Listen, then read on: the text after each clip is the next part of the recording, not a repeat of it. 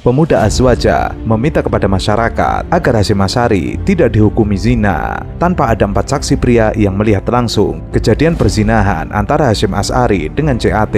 Menurut Pemuda Azwaja, secara fikih Hasyim Asy'ari tidak bisa dihukumi zina karena tanpa ada 4 saksi pria yang melihat langsung kelakuan mantan ketua KPU itu di kamar hotel. Adapun keempat saksi tersebut harus memberikan kesaksian terhadap tindakan yang sama, tempat yang sama, dan juga waktu yang sama. Karena tidak ada saksi tersebut, maka gugur tudingan zina terhadap Hasyim Asy'ari. Menurut Pemuda Azwaja, DKPP hanya memutuskan secara sepihak tanpa keterangan dari 4 saksi pria, sebagaimana yang diatur dalam fikih. Di dalam Islam dilarang membuka aib seseorang. Nyatanya, aib Hasyim Asy'ari belum terbukti sudah dibuka. DKPP dalam putusannya menyatakan ada hubungan seks antara Ketua Komisi Pemilihan Umum Hasyim Asy'ari dengan seorang anggota PPLN Den Haag inisial CAT.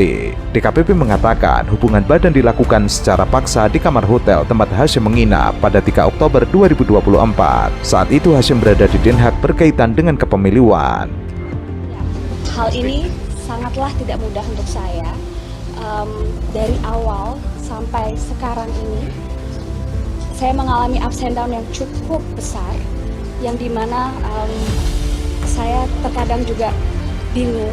Di sini saya datang dari Belanda untuk menghadiri langsung persidangan ini karena saya sendiri ingin mengikuti, melihat bagaimana keadilan Indonesia ditegakkan. Karena perbuatan asusilanya atau skandal seks dengan anggota panitia pemilihan luar negeri Belanda, Cindra Aditi Tejakinkin, Hasyim Asy'ari mendapatkan sanksi putusan etik dari Dewan Kehormatan Penyelenggara Pemilu berupa pemberhentian tetap sebagai Ketua Komisi Pemilihan Umum karena terungkapnya perbuatan Hasyim Asy'ari yang melakukan berbagai upaya dan memaksa hingga akhirnya berhasil meniduri Cindra Aditya Tejakinkin.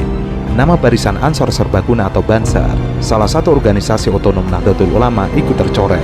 Sebab Hasyim Asy'ari diketahui pernah menjadi anggota Banser NU, bahkan menjabat sebagai Kepala Satuan Koordinasi Wilayah Barisan Ansor Serbaguna Jawa Tengah periode 2014-2018 sebelum terpilih menjadi Ketua KPU RI periode 2022-2027. Karenanya di media sosial, kata Banser mendadak viral. Banyak netizen yang kaget atau baru mengetahui kalau Hasyim Asy'ari adalah keluarga besar Banser. Pada Februari 2024 lalu, Menteri Agama sekaligus Ketua Umum Gerakan Pemuda Ansor Yakut Khalil Qaumas menyebut Ketua Komisi Pemilihan Umum Hasyim Asy'ari adalah keluarga barisan Serbaguna Nahdlatul Ulama atau Banser. Pernyataan Yakut tersebut merujuk rekam jejak Hasyim yang disebutnya pernah menjadi Komandan Banser Jawa Tengah. Hal ini disampaikan Yakut di hadapan Presiden Jokowi ketika menyapa hadirin dalam pembukaan Kongres ke-16 GP Ansor di Pelabuhan Tanjung Priok, Jakarta. Belum lagi, beberapa netizen kemudian menunjukkan hal yang menggelikan kala Hasyim Asy'ari menyampaikan khutbah selepas sholat Idul Adha di Simpang 5, Semarang, Jawa Tengah. Bahkan khutbah tersebut dibacakan di hadapan Presiden Jokowi. Sangat banyak sifat kebinatangan yang terdapat dalam diri manusia. Sifat seperti mementingkan diri sendiri, sifat sombong, sifat yang menganggap bahwa hanya dirinya dan golongannya lah yang selalu benar, serta sifat yang memperlakukan sesamanya atau selain golongannya sebagai mangsa atau musuh. Sifat kebinatangan yang selalu curiga, menyebarkan informasi yang tidak benar, fitnah, rakus, tamak, dan ambisi yang tidak terkendalikan, tidak mau melihat kenyataan hidup, tidak mempan diberi nasihat, tidak mampu mendengar teguran, dan lain-lain, merupakan sifat-sifat yang tercela dalam pandangan Islam. Dalam khutbahnya, Hasyim berbicara mengenai makna Idul Fitri, yaitu menghilangkan sifat-sifat hewan di tubuh manusia. Sholat Idul Adha di Simpang 5 turut dihadiri oleh Presiden Jokowi dan Ibu Negara Iriana Jokowi. Dalam khutbahnya, Hasyim mulanya bercerita sejarah dan nilai-nilai Idul Adha. Sifat kebinatangan di manusia harus disembelih. Perbuatan manusia dilandasi tauhid, iman, dan takwa. Sifat mementingkan diri sendiri, sifat sombong, mementingkan dirinya dan golongannya, selalu curiga, sebarkan informasi tidak benar, fitnah, rakus, itu sifat tercela. Hasyim bicara tentang nafsu kebinatangan pada manusia yang mesti dihilangkan. Ternyata kata dan perbuatannya tidak sinkron. Hasyim menyuruh orang menghindari nafsu kebinatangan, tapi ia sendiri melakukannya. Ia menggunakan tahta dan hartanya untuk berselingkuh dengan beberapa wanita. Karenanya, Dewan Kehormatan Penyelenggara Pemilu resmi memecat Hasyim sebagai Ketua KPU. Tuduhannya perbuatan asusila. Hasyim dinilai menggunakan kekuasaannya untuk kepentingan pribadi dan melanggar etika. Ia terus-menerus merayu seorang wanita penyelenggara pemilu hingga terjadi hubungan badan. Asnaini ya, wanita emas itu ada 3 aspek yang sangat luar biasa, sehingga sebenarnya DKPP seharusnya sudah memberhentikan dia jauh hari ya, tidak menunggu khotbah ibadah haji dulu gitu ya. Karena satu, memang dia menggunakan pendekatan kekuasaan untuk mendapatkan keuntungan atau hasrat pribadi. Kedua, ada konflik kepentingan karena Asnaini adalah ketua partai tertentu dan ketika itu mau proses verifikasi partai dan segala macam. Dan ketiga, menerima gratifikasi karena tiket dalam perjalanan Jakarta-Jogja itu ditraktir oleh wanita emas. Jadi ada aspek yang banyak yang sebenarnya bisa diberikan sanksi untuk ketua KPU, bahkan juga untuk penyelenggara pemilu yang lain. Bagi saya memang bisa dikatakan putusan DKPP itu telat, banyak hal yang patut dipertanyakan. Meskipun kita harus apresiasi putusan hari ini, tentu ini putusannya juga tidak mudah. Kalau kemudian kepentingan politik selalu ingin punya kepentingan melindungi jajaran pimpinan KPU, itu bagi saya jawaban yang paling mudah menggambarkan kenapa dulu tidak dihukum berat, sekarang dihukum berat, karena kepentingan politik sudah meninggalkan hasil. Sifat kebinatangan yang selalu curiga, menyebarkan informasi yang tidak benar, fitnah, rakus, tamak, dan ambisi yang tidak terkendalikan. Hal ini sangatlah tidak mudah untuk saya. Dari awal sampai sekarang ini, saya mengalami ups and down yang cukup besar, yang dimana saya terkadang juga bingung. Di sini saya datang dari Belanda untuk menghadiri langsung persidangan ini karena saya sendiri ingin mengikuti, melihat bagaimana keadilan di Indonesia ditegakkan. Sejauh mana, tadi saya bilang, tindakan asusilanya itu adalah titik puncaknya. Dalam mencapai titik itu, ya persoalannya bukan hanya tindakan asusila loh, itu betul salah satu elemen utama, tapi dalam mencapai titik itu ada penyalahgunaan fasilitas jabatan, penyalahgunaan jabatan, ya, kemudian juga penyalahgunaan kekuasaan, ya, yang itu tadi fasilitas-fasilitas KPU, yang mana semua tindakan itu melanggar 4 prinsip asas tadi, ya, asas penyelenggara pemilu tadi. Pertama, dia bukan ketua PPLN, hanya bagian dari anggota PPLN, itu jadi hierarkinya sangat jauh.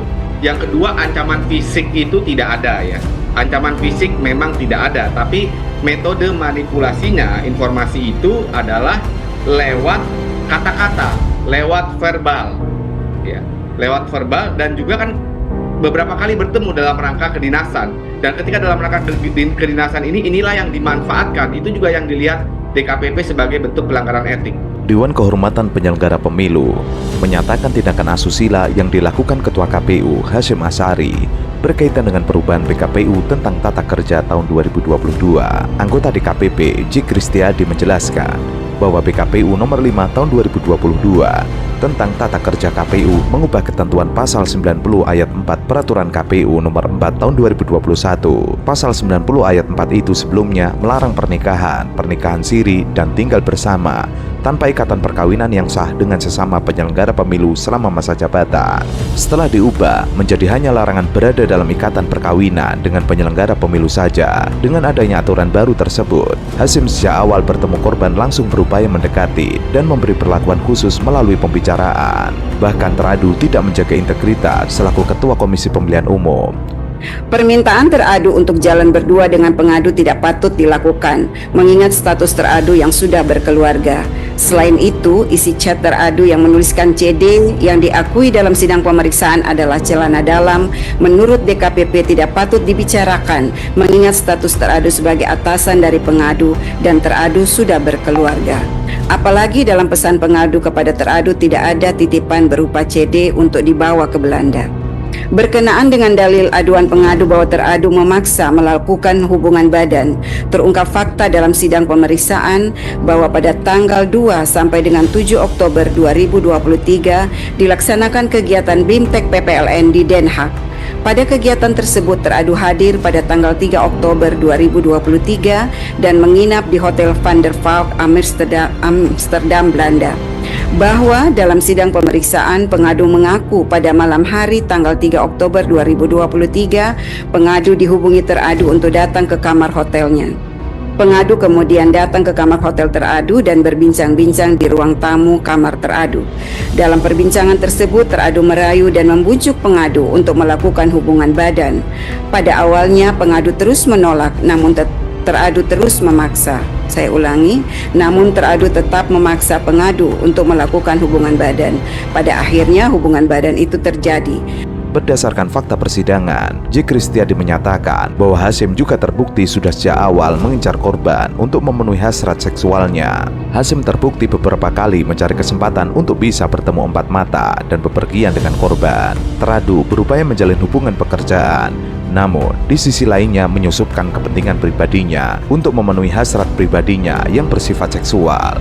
Selain itu, terungkap pula bahwa Hasyim merayu dan memaksa CAT untuk berbuat asusila di hotel tempatnya menginap di Belanda pada 3 Oktober 2023. Setelah kejadian tersebut, korban dan teradu beberapa kali jalan bersama di Amsterdam sampai dengan kepulangan teradu ke Jakarta pada tanggal 7 Oktober 2023. DKPP telah menjatuhkan sanksi pemberhentian tetap terhadap Hasyim karena melanggar kode etik penyelenggaraan pemilu. Sanksi itu diberikan karena Hasyim dianggap terbukti melakukan tindakan asusila terhadap seorang perempuan anggota Panitia Pemilihan Luar Negeri Den Haag Belanda berinisial CAT. Dalam putusannya, DKPP juga meminta Presiden Jokowi untuk melaksanakan putusan DKPP paling lambat 7 hari sejak putusan dibacakan. Menanggapi putusan itu, Hasyim Asyari mengaku bersyukur karena disanksi pemberhentian oleh DKPP atas pelanggaran etik terkait tindakan asusila. Sebagaimana diketahui, substansi putusan tersebut sudah mengikuti semua. Hasyim juga mengucapkan alhamdulillah. Hasyim kemudian menyampaikan terima kasih atas putusan sanksi yang dijatuhkan oleh DKPP karena membuatnya terbebas dari beban berat sebagai anggota KPU. Ya, tentu kita menyayangkan ya kejadian ini ya. Walaupun sebetulnya ini sudah kejadian beberapa kali sebetulnya ya.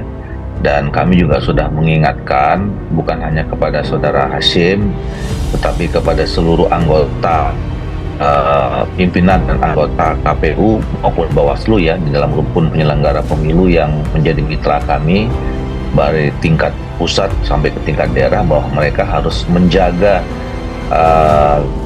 kredibilitas, menjaga kewibawaan institusi, termasuk menjaga diri mereka, sikap mereka gitu loh. Nah, bahkan kami sempat menyampaikan teguran-teguran yang lumayan keras ya pada saat rapat-rapat kerja, tapi itu menjadi bagian tanggung jawab moral kami karena Komisi 2 kami yang memilih mereka gitu ya. Dalam sidang pemeriksaan, pengadu menyatakan setelah kejadian tersebut seminggu kemudian pengadu mengalami gangguan kesehatan fisik. Pada tanggal 18 Oktober 2023, pengadu melakukan pemeriksaan ke dokter umum atas gejala yang dialami sebelumnya. Hasil konsultasi dengan dokter menganjurkan agar dilakukan pemeriksaan lanjutan bersama antara pengadu dan teradu. Pada tanggal 31 Oktober 2023, pengadu menghubungi teradu melalui pesan WhatsApp agar teradu juga melakukan pemeriksaan kesehatan sebagaimana dianjurkan oleh dokter. Kemudian teradu menjawab, "Iya, siap sayang." Selanjutnya, teradu mengirimkan hasil pemeriksaan kesehatan teradu yang dilakukan di Indonesia disertai dengan caption, "Semoga kita sehat selalu. Video bukti P15C." Dalam sidang pemeriksaan, teradu mengakui bahwa kata kita yang dimaksud dalam chat WhatsApp tersebut adalah teradu dan pengadu. Berdasarkan uraian fakta-fakta tersebut, DKPP menilai telah terjadi hubungan badan antara teradu dengan pengadu pada tanggal 3 Oktober 2023 sesuai dengan bukti P15A, P15B, P15C, P16, P20, dan P21. Berkenaan dalil aduan pengadu bahwa teradu menyusun dan menandatangani surat pernyataan tertanggal 2 Januari 2024, terungkap fakta dalam sidang pemeriksaan bahwa teradu mengakui membuat dan menandatangani surat pernyataan akuo pada tanggal 2 dan 5 Januari 2024. Bahwa surat pernyataan tersebut dilatar belakangi oleh kedatangan pengadu ke Indonesia dengan maksud menagih kepastian janji teradu untuk menikahi pengadu pasca kejadian pada tanggal 3 Oktober 2023. Bahwa pengadu datang ke Jakarta Jakarta pada tanggal 9 Desember 2023 difasilitasi oleh teradu berupa tiket pesawat dan menyiapkan 1 unit apartemen dengan nomor 705 di Oakwood Suite Kuningan atas nama Wildan Sukoya untuk dipergunakan pengadu sejak tanggal 8 Desember 2023 sampai dengan 7 Januari 2024 sesuai bukti pihak terkait Ahmad Wildan Sukoya, VD Bukti PT.